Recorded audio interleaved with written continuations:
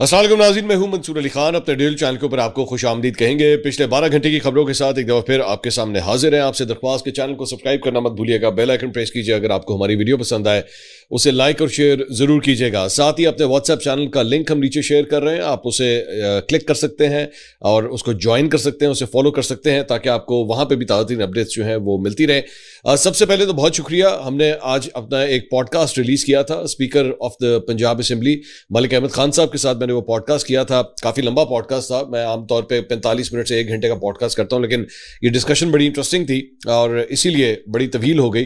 तो जिन लोगों ने उसे देखा उनका बहुत शुक्रिया, जिन्होंने कमेंट्स किए, फीडबैक दिया, उनका भी बहुत बहुत शुक्रिया। जिन्होंने नहीं देखा वो भी हमारी टाइमलाइन के ऊपर जाके, पेज के ऊपर जाके वहां से उस लिंक प्रेस करके उस पॉडकास्ट को देख सकते हैं।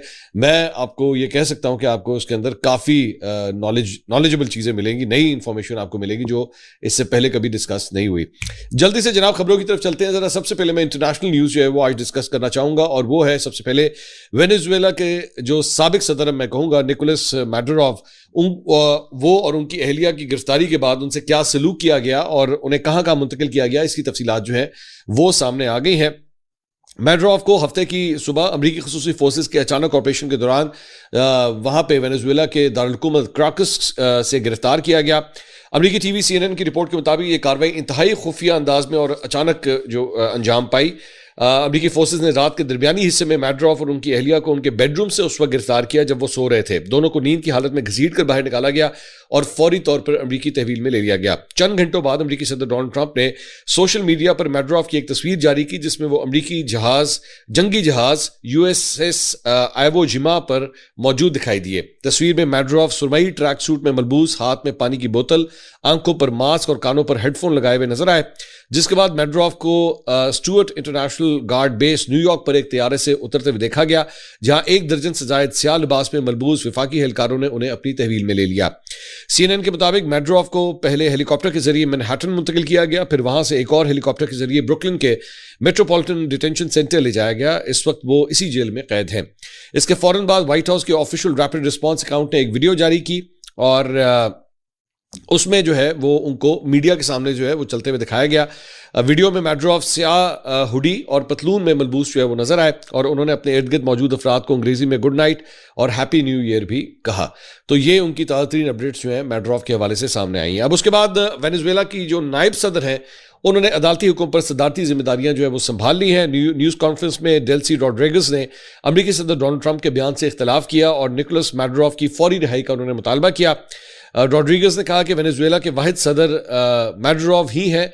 वेनेजुएला किसी भी मुल्क की कॉलोनी नहीं बनेगा। उन्होंने मुल्क और कुदरती वसाइल की दिफा का अज़म भी किया है। जाहिर बात है इस वक्त इंटरनेशनली जो है वो ये डिबेट चल रही है कि वेनेजुएला जो है वो तेल के ज़खायर से माला माल है और अमरीका जो है उसको वहीं पर जाके जमहूरियत याद आ जाती है, ह्यूमन राइट्स याद आ जाते हैं, या वहीं पर जाके वो जंगें लड़ता है या वहाँ पर इंटरफेरेंस करता है जहाँ पर उसे एक्चुअली तेल के ज़खायर जो है वो नजर आ रहे हों। और हकीकत यह है कि वेनेजुएला जो है वो वाकई तेल एक्सपोर्ट करने वाले मतलब बड़े नामों में से एक है। तो इसलिए भी अमेरिका के इस ऑपरेशन को जो है उसके साथ जोड़ा जा रहा है। उधर चीनी वजारत खारजा ने एक बयान में कहा है कि अमेरिका का वेनेजुएला पर हमला बैनुल अक़वामी कवानीन की खिलाफ वर्जी है। अमेरिका की जानिब से ताकत के जोर पर वेनेजुएला के सदर और उनकी बीवी को पकड़ने और मुल्क से बाहर ले जाने पर गहरी तशवीश है। उनकी जानिब से बयान दिया गया कि अमेरिका सदर निकोलस मैडुरो और उनकी अहलिया को फौरी रिहा करे और मसले को बातचीत के जरिए हल किया जाए। इसके अलावा रूस, कोलंबिया और क्यूबा ने भी वेनेजुएला पर अमेरिकी हमले की मजम्मत की है, जबकि ईरान ने सलामती कौंसिल से फौरी कार्रवाई करने और जिम्मेदारों को जवाबदेह ठहराने का मुतालबा किया है। जबकि चिली के सदर ने कहा है कि आज वेनेजुएला, कल किसी और मुल्क की बारी है। उन्होंने दुनिया को खबरदार करते हुए कहा है कि अगर आज मनशियात की आड़ में वेनेजुएला में यह हो सकता है तो वो मुस्तकबिल में कहीं और कुछ भी हो सकता है। अक़वाम मुत्तहिदा के सेक्रेटरी जनरल ने अमरीकी हमले पर इंतहाई तशवीश का इजहार करते हुए कहा है कि बैनुल अक़वामी कवानीन के ज़वाबित का एहतराम नहीं किया जा रहा। उधर न्यूयॉर्क शहर के नए मेयर ज़ोहरान ममदानी ने अमरीकी सदर से टेलीफोन के ऊपर जो है वो गुफ्तगू की है और उस दौरान उन्होंने भी इस हमले की शदीद मुखालफत की है। न्यूयॉर्क के मेयर ने भी जो है मुखालफत की है। ममदानी ने कहा कि मैं विफाक की और आलमी कवानीन की खिलाफ वर्जी का मुखालिफ हूँ और रिजीम चेंज को पसंद नहीं करता। उधर डॉन ने एडिटोरियल लिखा है और उसमें उन्होंने इस सूरत हाल के ऊपर कमेंट किया है। उन्होंने कहा जी, वेनेजुएला का मामला ईरान और दर हकीकत मशरिक़ वस्ता के लिए अहम है। यह साबित करता है कि जब ताकतवर अपनी मर्जी के मुताबिक कब्जा करने का फैसला करता है तो उसकी कोई हद या बैनुल अक़वामी कवानीन नहीं है। इसमें कोई शक नहीं कि ईरानी अवाम अपनी हुकूमत से इस मुआशी बदहाली पर नाखुश हैं जिसका वो शिकार है, लेकिन उनकी शिकायतें कुछ भी हो वो ईरानी अवाम के लिए हैं, ये उनका आपस में वो हल करेंगे। मतलब वो उनका कहने का मकसद था। डोनाल्ड ट्रंप ने अभी पिछले दिनों ये बयान दिया था कि जनाब हम ईरान के अंदर होने वाले मुजाहिरों को भी बड़े गौर से देख रहे हैं और वहाँ पे मुजाहिरीन के खिलाफ जो है वो किसी किस्म का क्रैकडाउन या एक्शन नहीं होना चाहिए, वरना we are lock and loaded. हम भी फिर तैयार हैं कि हम भी जो है वो कोई ना कोई एक्शन ले सकते हैं। उधर जो इंडिया के अंदर जो एक मुसलमानों के अपनी तरफ से लीडर बने हुए हैं असदुद्दीन अवैसी, उन्होंने पाकिस्तान से रिलेटेड इसी तरह का एक बयान दिया है और उन्होंने कहा है जी मुंबई दहशतगर्द हमलों के पस पर्दा मंसूबा साजों को पाकिस्तान से भी इसी तरह जो है वो भारत लाया जाए। मतलब जिस तरह का ऑपरेशन अमेरिका ने वेनेजुएला में किया है तो पाकिस्तान के अंदर भी जो है वो इस तरह का एक ऑपरेशन किया जाए, बिल्कुल इसी तरह जैसे वेनेजुएला के सदर को उनकी अहलिया समेत गिरफ्तार करके अमेरिका लाया गया है। उन्होंने सऊदी अरब की जानिब से यमन में अलीदगी पसंद कैंपों पर हमलों का भी जिक्र किया, जिसके बाद सऊदी अरब और उसके साबिक इत्तेहादी मुत्तहिदा अरब अमारात के ताल्लुकात कशीदा हो गए हैं। अवैसी ने कहा कि अगर ट्रंप अपने ही मुल्क से मैड्रोफ को गिरफ्तार करके अमेरिका ला सकते हैं तो भारत को भी मसूद अजहर और लश्कर तैयबा के दीगर अरकान को वापस लाना चाहिए जो नवंबर 2008 के हमलों के जिम्मेदार थे, जिनमें कम से कम 170 अफराद हलाक हुए थे। अवैसी का यह बयान ना सिर्फ मैड्रोफ की गिरफ्तारी के दिन सामने आया है बल्कि मुंबई की बल्दियाती कॉर्पोरेशन के इंतखाबात से चंद हफ्ते कबल भी आया है जो 15 जनवरी को होने जा रहे हैं। तो पॉलिटिक्स अब इसीलिए की चक्कर है। लेकिन अवैसी साहब ये बात भूल गए हैं कि यहाँ से अगर आप लोगों ने ऐसी कोई हरकत करने की कोशिश की या आपने कोई हेलीकॉप्टर या किसी किस्म का कोई ऑपरेशन जो है बॉर्डर क्रॉस करके करने की कोशिश की तो फिर आपका वही हाल होगा जो आपके 6 जहाज़ों का हुआ था, या वो लास्ट टाइम जब अभिनंदन वाला जहाज भी उठा के नीचे फेंका था ना, हमने पटखा था, तबाह किया था, तो आपका भी फिर वही हाल होगा। तो हर चीज़ को जो है ना वो ये मत समझ लिया करें कि आपकी खालाजी का बेड़ा है और आपका जब दिल करेगा आप जो है वो यहाँ पे घुस आएंगे। वो जिस तरह आप लोगों को एक बड़ा पेट जुमला है ना, हम घर में घुस के करेंगे, तो आप घर में घुसने की कोशिश करेंगे तो फिर आपके घर का क्या हाल होगा ये आपकी सोच से बाहर है। Please please please be practical. Indian सियासतदानों के साथ मुझे यही सबसे बड़ा मसला है कि वो इन पॉलिटिकल अफेयर्स को भी जो है ना वो बॉलीवुड की फिल्म समझ लेते हैं, जहाँ पे हीरो जो है वो एक हीरो 36 बंदों को मार रहा होता है और वो हीरो होता है, इस वजह से वो कुछ भी कर सकता है। वो अक्षय कुमार है तो कुछ भी कर सकता है, ऐसा नहीं होता। प्रैक्टिकल लाइफ के अंदर, रियल वर्ल्ड के अंदर, डिप्लोमेटिक वर्ल्ड के अंदर इस तरह नहीं होता। आपको और ख़ास तौर पे मई की जंग के बाद तो बिल्कुल भी नहीं हो सकता, क्योंकि बैलेंस जो है वो पाकिस्तान की तरफ अब टिल्ट कर चुका है। वो ज़माने गए जब आप बैठ के जो है ना इस किस्म की डिंगे मारते थे। खैर उनके लिए तो और भी बड़ी बुरी खबर है, और वो ये है कि पहले तो इन्होंने पाकिस्तान के साथ अपने ताल्लुकात को ख़राब करने की वजह से, मतलब पाकिस्तान नहीं आते थे, क्रिकेट टीम की मैं बात कर रहा हूँ, पाकिस्तान नहीं आते थे, पाकिस्तान की क्रिकेट टीम उधर नहीं जा रही थी, ये कहते थे जनाब हमने हाथ नहीं मिलाना, बच्चों वाली जो फजूल किस्म की घटिया हरकतें इन लोगों की है। अब इन्होंने जब बांग्लादेश के एक क्रिकेटर को उन्होंने कलकत्ता नाइट राइडर्स से निकाला और उन्होंने कहा कि जनाब इनको जो है वो आप विड्रॉ कर दें, और कलकत्ता नाइट राइडर्स, शाहरुख खान की जो कलकत्ता नाइट राइडर्स है उन्होंने इसको विड्रॉ कर दिया। बाय द वे इसकी वजह से शाहरुख खान के ऊपर भी इस बात का क्रिटिसिज्म हो रहा है कि आपको स्टैंड लेना चाहिए था, आपको अपनी टीम के प्लेयर के लिए जो है वो स्टैंड लेना चाहिए था कि जब आप उसको टीम में सिलेक्ट कर चुके हुए थे तो फिर आपने ये किस तरह ये कर लिया और आपने किस तरह जो है उसको जाने दिया। खैर दैट्स अ डिफरेंट डिबेट। लेकिन उसके बाद बांग्लादेशी क्रिकेट बोर्ड ने जो है आगे से रिएक्शन दिखाया है और उन्होंने T20 वर्ल्ड कप के लिए टीम जो है वो भारत ना भेजने का फैसला किया। उन्होंने कहा जनाब बांग्लादेश की टीम इंडिया अब नहीं जाएगी। So this becomes the second country जिसने अब जो T20 वर्ल्ड कप इंडिया के अंदर हो रहा है उसमें शिरकत करने से इनकार कर दिया है।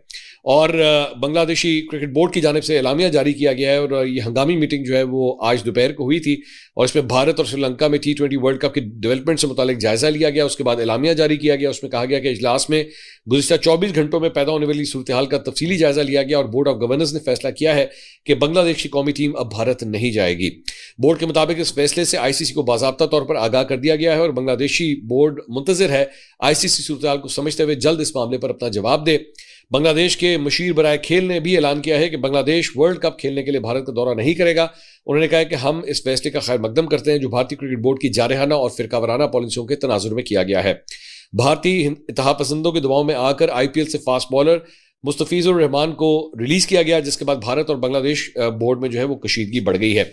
अच्छा, इसके अंदर एक और डेवलपमेंट भी हुई है कि मुस्तफिजुर रहमान जो है फिलहाल तो कलकत्ता नाइट राइडर्स ने जो है वो इनको फारिग कर दिया, लेकिन साथ ही साथ जो इनका NOC बांग्लादेशी क्रिकेट बोर्ड की जानिब से जारी किया गया था उसे भी अब उन्होंने मंसूख कर दिया। जाहिर बात आप हैरान हो रहे होंगे जब उन्होंने निकाल दिया तो आप NOC क्यों मंसूख कर रहे हैं। उसकी वजह यह है कि अगर फॉर एग्जांपल क्योंकि इतना प्रेशर आया है इंडिया के ऊपर कि उस प्रेशर को वो सस्टेन नहीं कर पा रहा, तो कहीं ऐसा ना हो कि अगर वो ये अपनी पोजीशन चेंज भी करते हैं या इस पे यू टर्न लेते हैं और वो कहते हैं जी ठीक है मुस्तफिजुर रहमान को भेज दें, वो खेल ले आईपीएल। अब बांग्लादेश क्रिकेट बोर्ड ने कहा है कि नथिंग डूइंग, अब ऐसा नहीं होगा और वो अब आईपीएल खेलेंगे ही नहीं।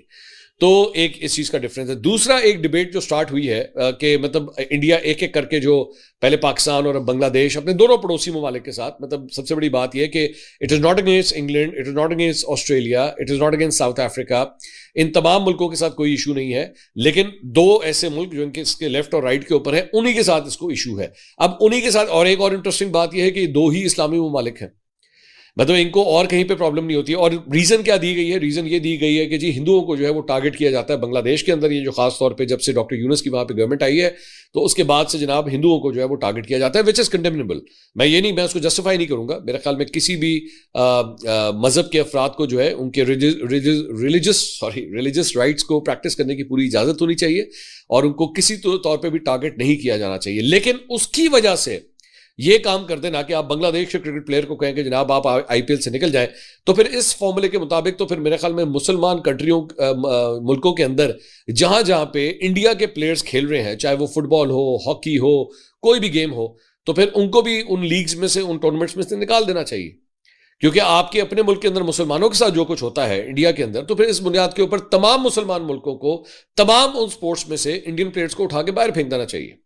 चाहे वो नीरज चोपड़ा, जेवलिन वाला नीरज चोपड़ा हो, चाहे आपकी इंडियन क्रिकेट टीम हो, चाहे आपके चेस प्लेयर्स हो, चाहे आपके हॉकी के प्लेयर्स हो, फुटबॉल के प्लेयर्स हो, वो मुख्तलिफ किस्म की लीग्स पूरी दुनिया के अंदर खेलते हैं, उठा के बाहर फेंक देना चाहिए। चलिए मुसलमान मुल्कों की तो आप छोड़ दीजिए ना, अभी अभी 25 दिसंबर के ऊपर जो आपने क्रिश्चियंस के साथ वहां पे किया, जो उनकी क्रिसमस पार्टीज के हवाले से जो हरकतें वहां पे हुई, हिंदू इंतहा पसंदों ने जो जिस तरह उनको टारगेट किया, उनके मजहब का मजाक उड़ाया, उनके चर्चेस का मजाक उड़ाया, वहां पे हुल्लड़बाजी की, बदमाशी की, हर गुंडागर्दी की, वहां पे प्रीस्ट वगैरह को पकड़ पकड़ के जो है उनको जदकोब किया गया, क्रिश्चियंस को खड़ा कर करके जो है उनका मजाक उड़ाया गया। तो फिर इसके मुताबिक तो जितनी वेस्टर्न कंट्रीज हैं जो कि एक्चुअली प्रीडोमिनेटली क्रिश्चियन ममालिक हैं, तो फिर उनको भी वहां पे जो है वो हिंदुओं के अगेंस्ट इस किस्म की कार्रवाइयां शुरू कर देनी चाहिए। नहीं, ऐसा नहीं होना चाहिए, यह गलत बात है। किसी को किसी मजहब की बुनियाद पर इस तरह टारगेट नहीं करना चाहिए।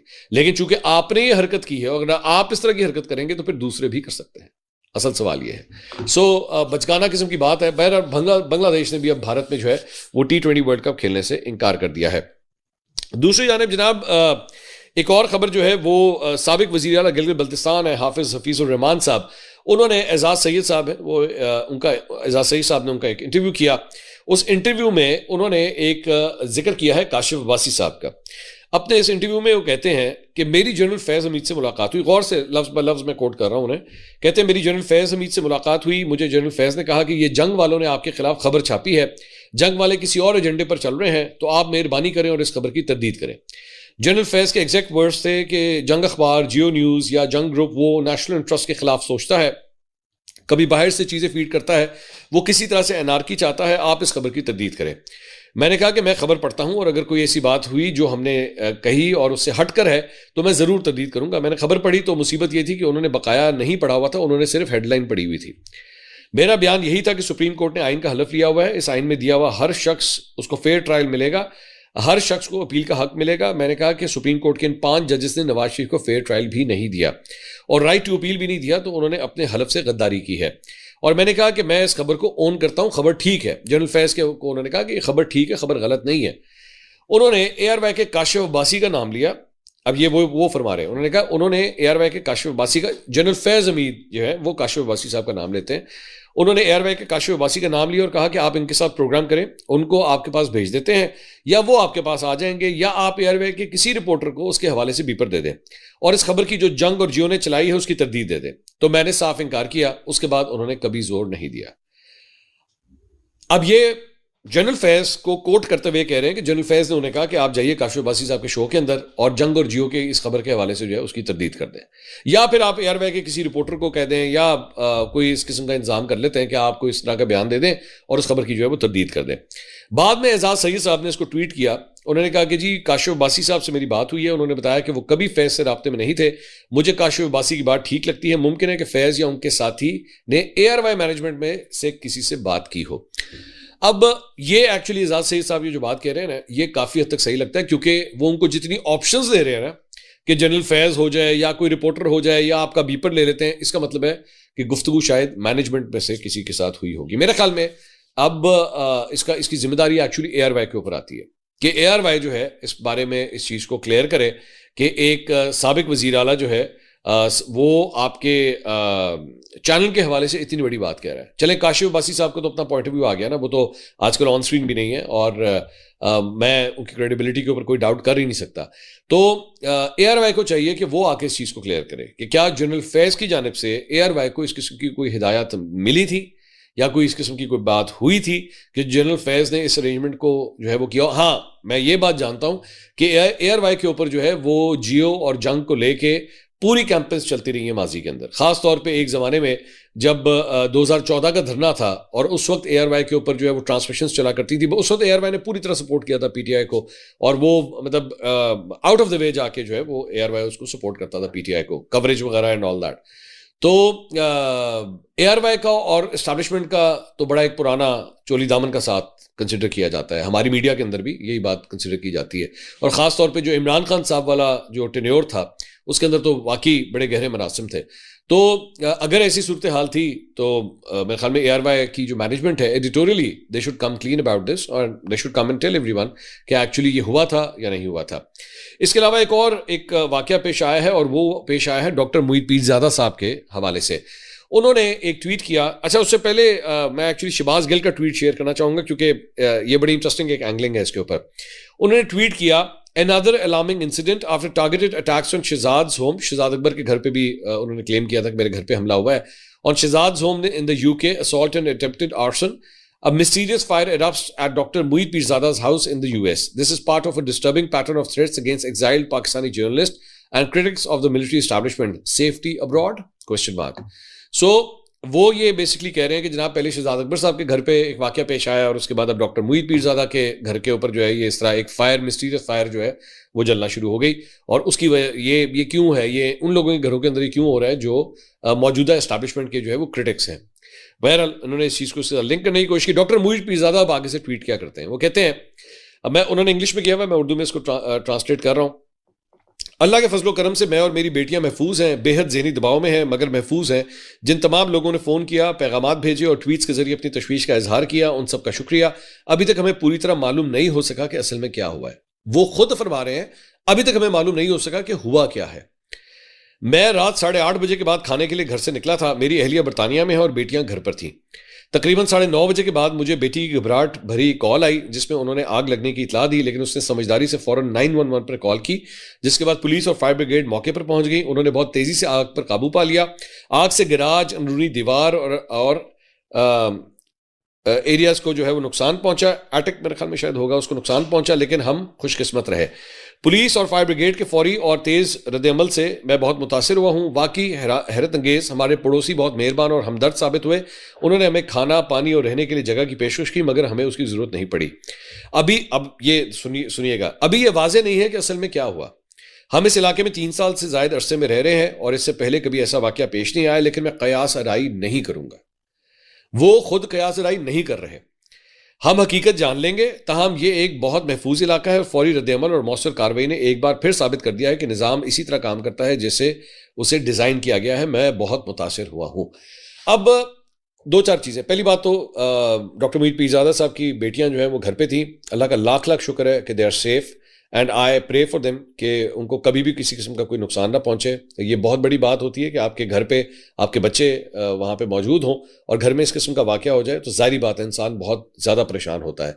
सो my sympathies with doctor Mueed Pirzada's families and I hope के they are safe and sound और अल्लाह ना करे कि कभी उन्हें या उनके बच्चों को जो है किसी किस्म का कोई नुकसान हो। पहली बात तो ये। दूसरी बात ये कि ये जो आग लगने का वाकया है, मैं ये आपको बता सकता हूँ कि अमेरिका के अंदर जो है वो जो इन्वेस्टिगेशन का जो प्रोसेस है, फॉरेंसिक का जो डिपार्टमेंट है, वो इतना एक्सपर्ट है, वो इतना एडवांस है कि 25-25 साल पुरानी जगहों के ऊपर जो आग लगी होती है ना, या आग लगाने के कोई वाकयात होते हैं या जानबूझ के आग लगाने के वाकयात अगर होते हैं, वो उसको भी डिटेक्ट कर लेते हैं कि हुआ क्या था actually. They are so expert about it. तो आज के इस दौर में बड़े आराम से ये चीज ट्रेस होगी कि आग लगाने वाला कौन था, क्यों आग लगी, गलती से लगी, शॉर्ट सर्किट था या कुछ भी था, 1 मिनट में पता लग जाएगा, मोस्ट प्रॉब्ली पता लग जाएगा, ऐसी कोई बात नहीं है। लेकिन having said all these things, किसी भी शख्स को